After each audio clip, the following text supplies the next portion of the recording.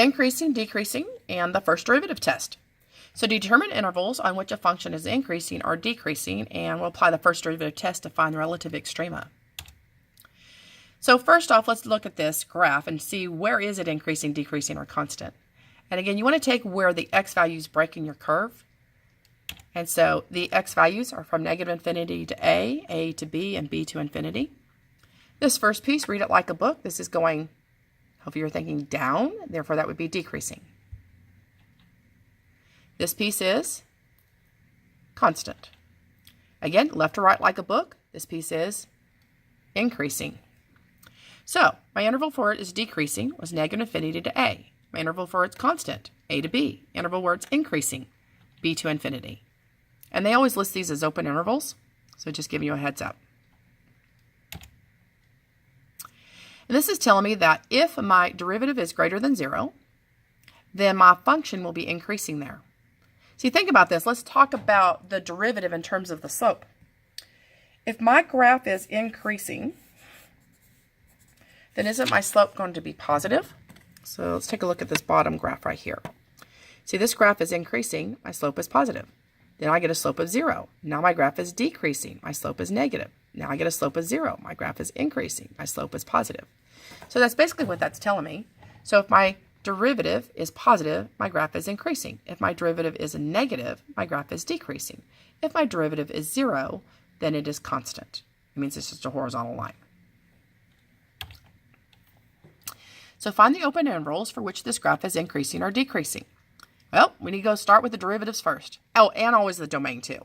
So this domain would be all real numbers, x cubed, x squared. There's no restrictions. So make sure you understand that as well.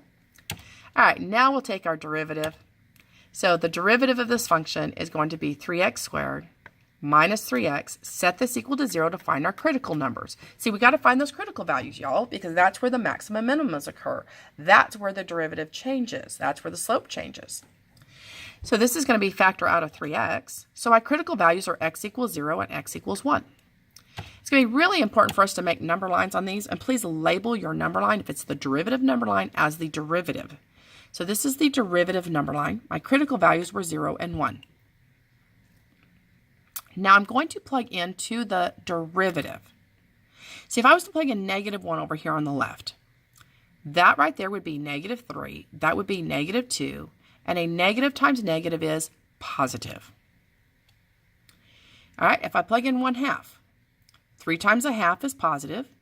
1/2 minus 1 is negative.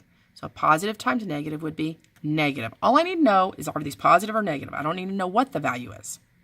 If I plug in a number to the right, like 2, for example, 3 times 2 is 6. 2 minus 1 would be 1. 6 times 1 would be 6, which is still positive. So what this tells me is that my graph is increasing from negative infinity to 0 and increasing from 1 to infinity. And it is decreasing from 0 to 1. So again, increasing, negative infinity to 0 and 1 to infinity. It is decreasing from 0 to 1. Now, one of the things that I do that goes pretty quickly here is when I look at that as my derivative number line and I look at what this derivative function would be, I do know that this would be a parabola opening up. If that was a parabola opening up, it would do this. See, these y values here would be positive. Here, the y value would be negative. Here, the y value would be positive. So sometimes if we understand our end behavior and do the arm thing, it'll help us out in getting these values of positives and negatives a lot quicker than plugging in actual values. Sometimes we have to plug in values, but sometimes we can just think about what would the graph of the derivative look like here. That was a parabola opening up. So this value would be positive, negative, and positive because it would have done that. And this is what the graph looked like of the original function f of x. So the first example was about finding the intervals for which f of x was increasing or decreasing. This one's about finding the extrema. We were given the same function. So again, you guys, it was differentiable in the entire real number line. You find those critical numbers. Once the derivative 0 undefined, you go ahead, you get those values to be 0 or 1. You still have your number line here. Now remember, if the graph is increasing, and then here, if my graph is decreasing, what has to happen at x equals 0? Therefore, there would be a maximum there. Now let's talk about where did I get that value. Remember, we're talking about the coordinate on the point on the graph, sorry. So if I was to plug 0 into the original function, that'd be 0, that'd be minus 0, and that's where I got the 0, 0 from. So again, this piece of the graph is increasing, this piece is decreasing. That would give me a maximum there. All right, for this point, this piece is decreasing, and then it is increasing. Therefore, that one's going to be a minimum at, and then again, you would plug the 1 into the original function. So plugging 1 into here, this would be 1 minus 3/2, and that's where I got a negative 1/2. So again, this part is increasing, decreasing.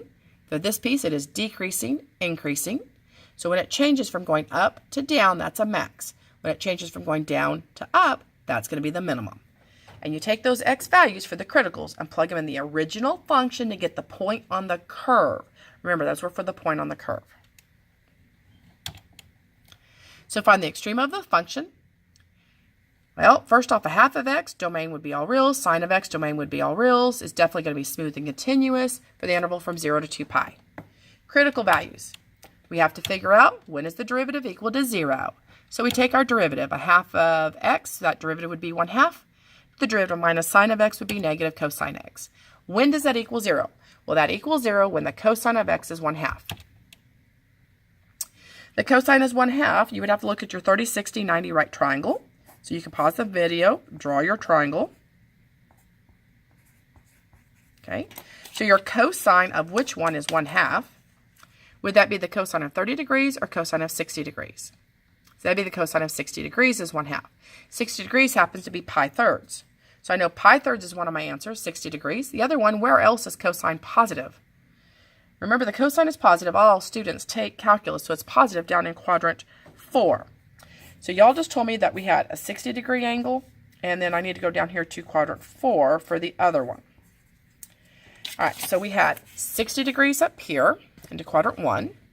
Then I need 1 down here into quadrant 4. So 360 take away 60. This would be 300 degrees. But we don't want our answers written in degrees. We want our answers written with radians. Hopefully you have memorized that 60 degrees would be the same as pi third radians. And if I took 60 times 5, that would be 300. So 60 degrees is pi thirds. 300 would be 5 pi thirds.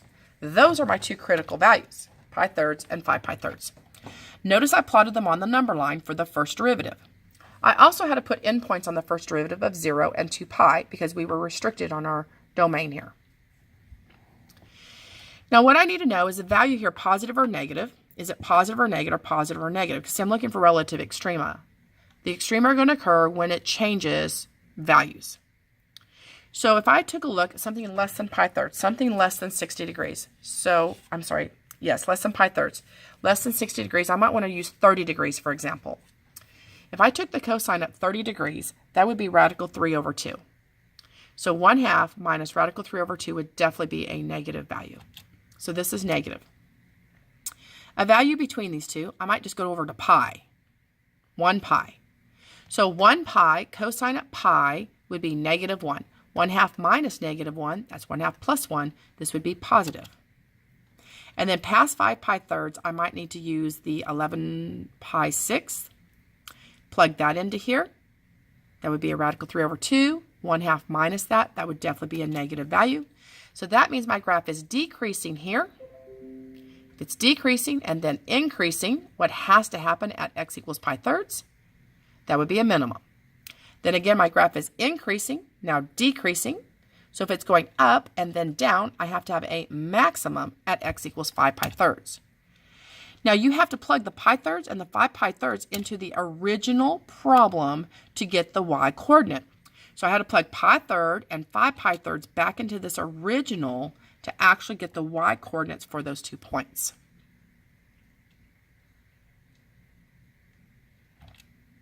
And there's the graph.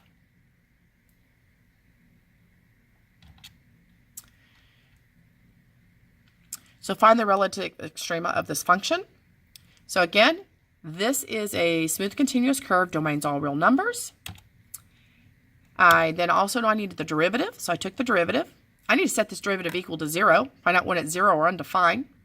So the x squared minus 4 to the 1/3 would go to a denominator. The numerator had 2x times that 2.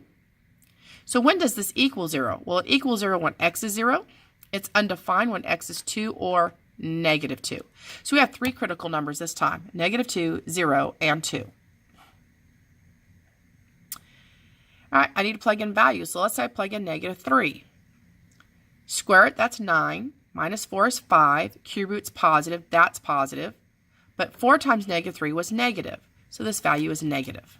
Again, I only need to know if they're negative or positive, because I need to know if the graph is increasing or decreasing there.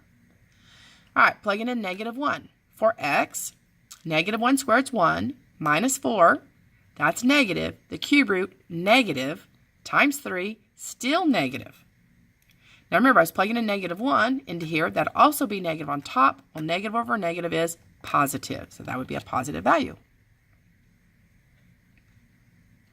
Now, if you understand your symmetry testing, if I go back to the beginning here, if I was to switch a negative x for x, this would go back to the exact same equation. So therefore, it's symmetric with the y-axis. If it's symmetric with the y-axis, then this will be symmetric about that line right there. I'm sorry, no, it's not. My bad on that. Plug in the positive 1 at that point. When I plug in positive 1, this is positive. Down here, this one's negative. Cube root's negative times a positive, so that's going to be negative. That was plugging in the 1 a minute ago. All right, plugging in 3.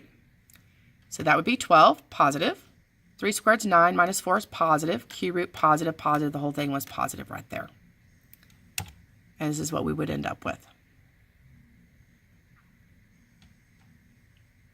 So my graph is decreasing, then increasing. So that makes a minimum here at x is negative 2. My graph is now increasing, decreasing, a maximum at x equals 0. Then my graph is decreasing, increasing, so a minimum at x equals 2. Now, where do these y values come from? Remember, you take these x values, negative 2, 0, and 2, and you plug them into the original problem to get where the actual y values will occur. And again, back to what I was talking about earlier about the plugging in negative x for x and all that. Our problem here, guys, is we ended up with a 2/3 as a power there. I forgot that we had that. I was thinking I just had x squared minus 4. I wasn't able to see it. I had a folder up here to block the glare on the light.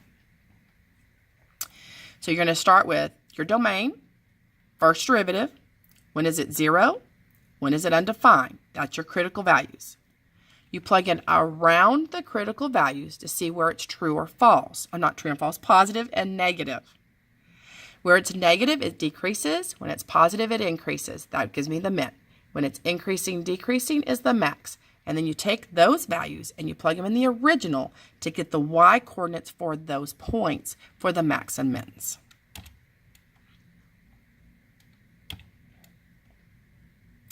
Let me pause this video and we'll start again in just a second.